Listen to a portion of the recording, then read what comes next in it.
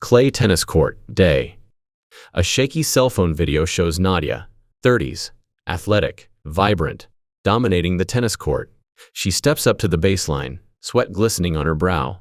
Vishad, 40s, loving husband, narrates with pride. That's my girl. Show them how it's done. Nadia slams a forehand deep into her opponent's court. The ball zips past, earning her a point. She pumps her fist and flashes a triumphant smile toward the phone camera. Beautiful shot, babe. Nadia's smile falters. She presses a hand to her chest, her face clouding with confusion. Suddenly, her knees buckle, and she collapses onto the court. Nadia? The phone image shakes violently as Vishad sprints toward her, his voice rising in panic. Nadia, Nadia. Vishad drops to his knees beside her. The phone clatters to the ground. Stay with me, babe, stay with me. He gently rolls her onto her back. Her lips are blue. She's not breathing. Call an ambulance. Vishad's trembling hands position for CPR. He alternates between chest compressions and frantic breaths, tears streaming down his face. Come on, Nadia. The faint sound of a siren grows louder. Vishad doesn't stop. His hands push harder, his breathing ragged. The ambulance screeches to a halt nearby. 2 EMTs rush out, carrying equipment. EMT 1. Sir, we'll take over. Vishad hesitates, his hands hovering over her chest, before stepping back. EMT 2. We've got a pulse. Stand by for compressions. The EMTs work urgently. One performs compressions, while the other prepares a stretcher. EMT 1. Let's get her loaded. They lift Nadia onto the stretcher.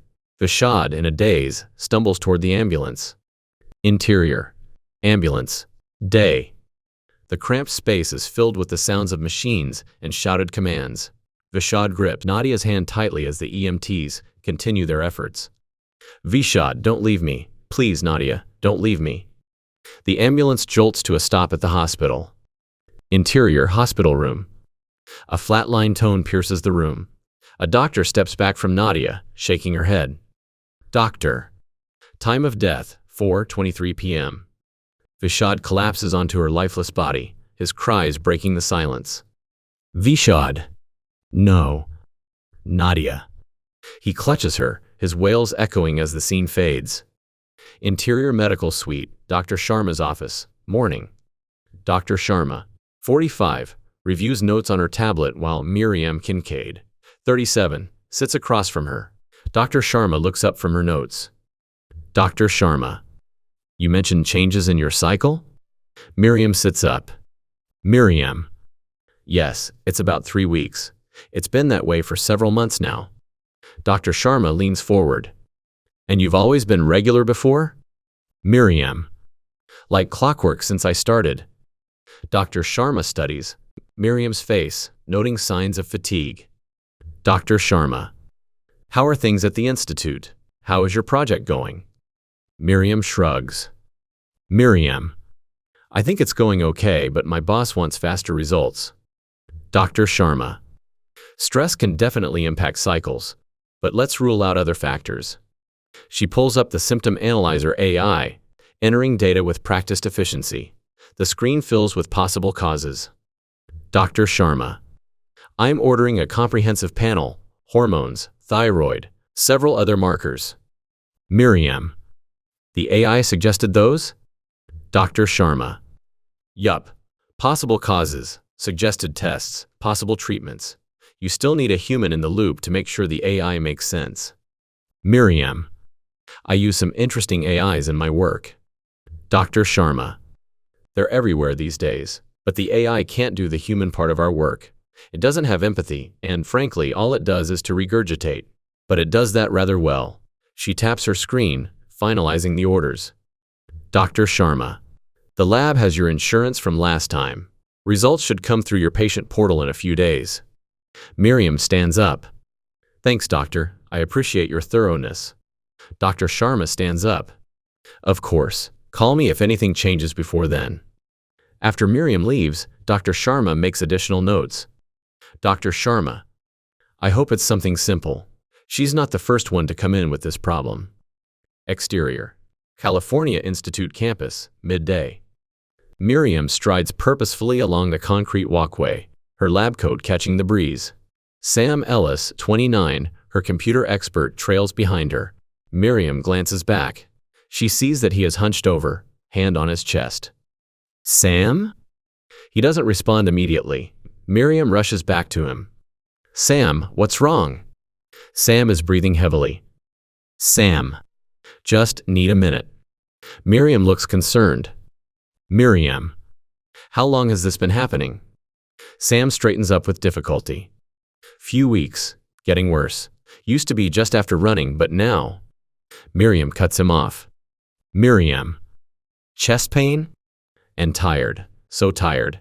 Can't seem to shake it. Miriam. This can't wait. We need to get you to the urgent care center. Sam. I have a meeting with Dr. Chen about the new quantum calculations. Miriam. That won't matter if you have a heart attack. I call him when we get you taken care of. She takes his elbow. He doesn't resist her help. She speaks soothingly. Miriam. We'll figure this out, Sam. Interior, urgent care center Maidai. The waiting area is crowded. All the chairs are filled, and there are a dozen people standing who are waiting to be seen. The receptionist, Lisa, 30, efficiently manages multiple tasks. Miriam speaks in her doctor voice. I'm Dr. Kincaid from the Institute. My colleague is experiencing chest pain and shortness of breath. Lisa. Do you have your ID?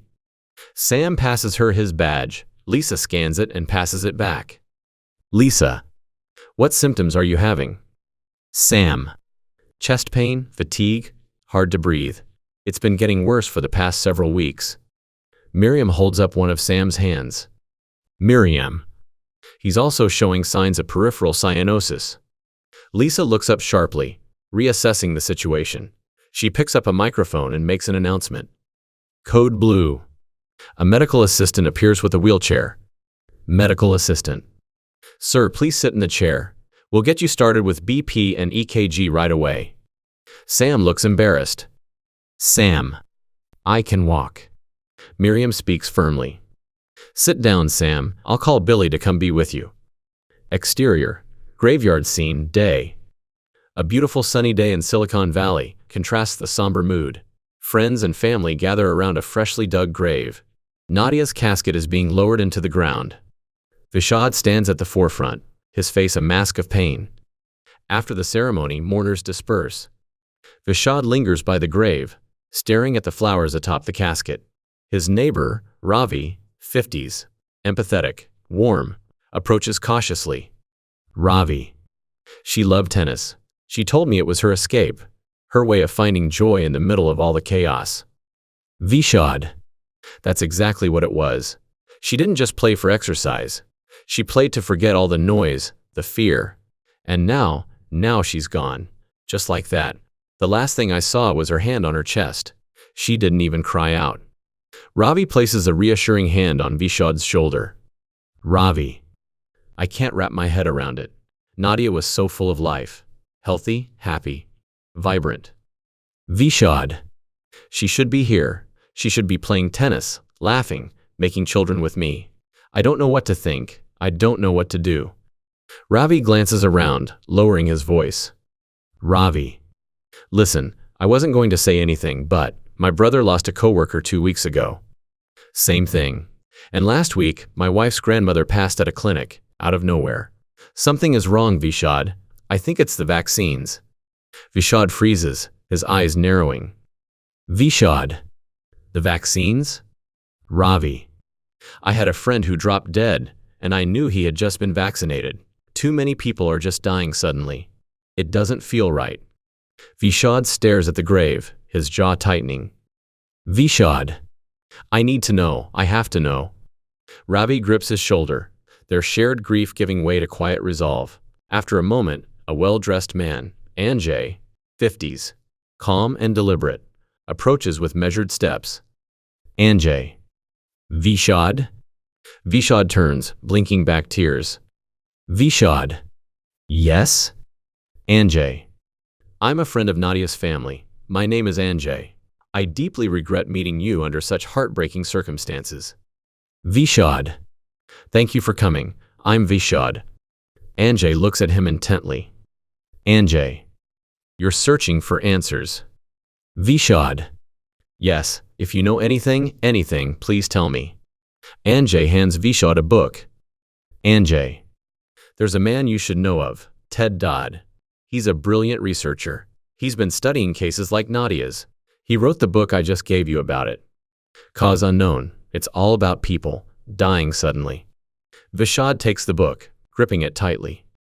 Anjay. Read it. It might not bring you peace, but it'll bring you closer to understanding. Anjay clasps Vishad's arm, then steps back, allowing him space. Vishad stands frozen, staring at the book cover, the weight of the moment settling over him. Interior. Prestigious law office, HR department, day. The office is sleek and corporate, its polished glass walls reflecting a cold professionalism. Jenny Montoya, 30s, sharp, confident but guarded, steps into the HR office. The HR person, 40s, composed but slightly smug, sits behind a pristine desk, a folder open in front of her. Jenny takes a seat, her expression wary but firm. HR person. Jenny, thank you for coming in. I assume you know why we're having this meeting? Jenny. I have a pretty good idea. HR person. We need proof of vaccination. As you know, it's a company policy now, required for all employees. Jenny. Required to keep my job, you mean? HR person. It's about ensuring the safety of our staff. We want everyone here to feel secure. Jenny. If this was about safety, we wouldn't be mandating an experimental vaccine. The HR person's expression hardens. HR person. We're not here to debate policy, Jenny. My job is to enforce the company's rules, not question them. Jenny. Of course, it's easier to follow orders than think critically. The HR person bristles but maintains composure. HR person. Let's keep this professional. Do you have proof of vaccination or not? Jenny sits back, crossing her arms. Jenny. No. A brief silence. The HR person clicks her pen and jots something down in the folder. HR person. Then I'm afraid we have no choice. Your employment will be terminated, effective close of business tomorrow. You'll need to clean out your desk today and hand over all materials to your manager.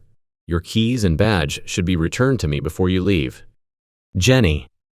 Years of loyalty and results, all wiped out because I won't comply with a policy that's not even about the law. HR person. It's not personal, Jenny. Jenny. It's always personal when you're the one losing your livelihood. She picks up her bag and slings it over her shoulder. Jenny. Good luck with your safe staff. Jenny strides out, her heels clicking sharply against the tiled floor. The HR admin exhales and looks down at the folder, her professional mask faltering for just a moment. Interior Miriam's lab, California Institute, day. Miriam enters quickly, lab coat flowing behind her. Multiple screens display protein folding simulations and other scientific data. She drops into her chair and opens the symptom analyzer AI. She types in Sam's symptoms. Miriam. Chest pain, fatigue, short of breath. African American male, 29. The AI populates results. Miriam's eyes narrow at the screen. Miriam. That's not good. He's too young to be having that type of problem. Interior Miriam's home, evening. Miriam and her husband, Doug, 41, eat dinner. He's the CEO of an AI startup dealing with risk in banking. He's a Stanford MBA and has been the chief risk officer in a bank that deals with VCs and startups. In the background, we can see their great room with a view of the valley. There's a baby grand piano in the great room. Doug. How was your day? Miriam finishes chewing before answering. Miriam. Mostly routine. Doug. What part of it wasn't routine? Miriam. I saw my gynecologist because my periods have changed. She ordered some tests. Then at lunch I noticed that Sam was having trouble keeping up with me. As we walked back to the institute, he was having chest pain and shortness of breath. Doug. You look worried. Miriam. Not so much about myself because the doctor said I'm still within normal limits. I'm more concerned about Sam because he is too young to be having that sort of problem. Doug takes a sip of wine. Doug. Hopefully it won't turn out to be serious. How's your work going? Miriam. Pretty well. I'm getting to be pretty fluent in the PyMol program. It's helping me think better. Before I got that, it was taking a long time just to establish some basic facts about a protein. Miriam pauses, thinking. Miriam.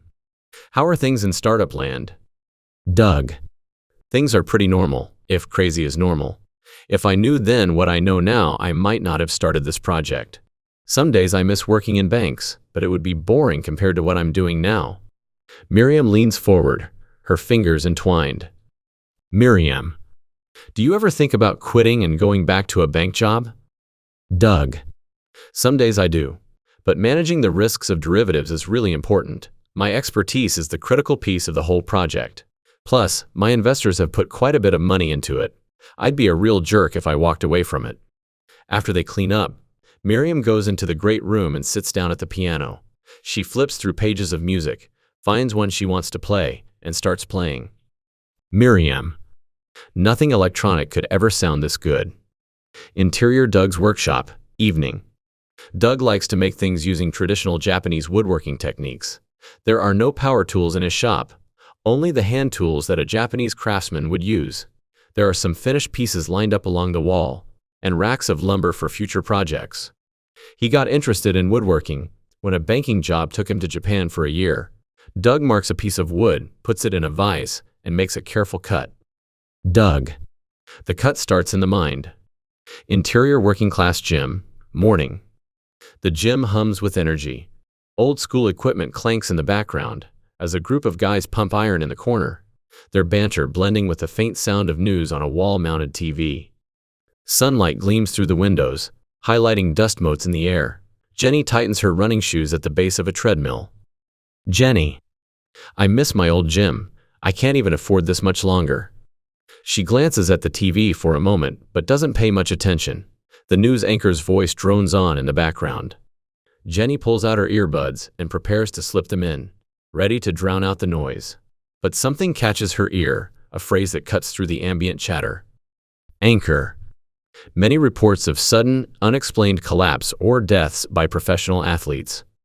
Jenny freezes, one earbud halfway to her ear.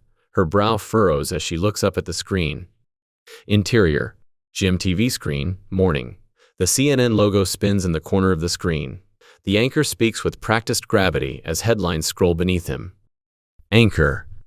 In national news, a class action lawsuit was filed today in Kansas against BioXTech.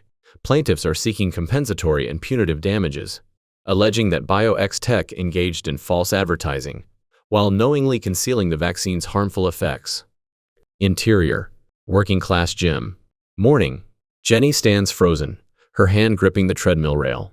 Her earbuds dangle at her side. The news broadcast echoes in her head as the weight of the words sinks in. Jenny.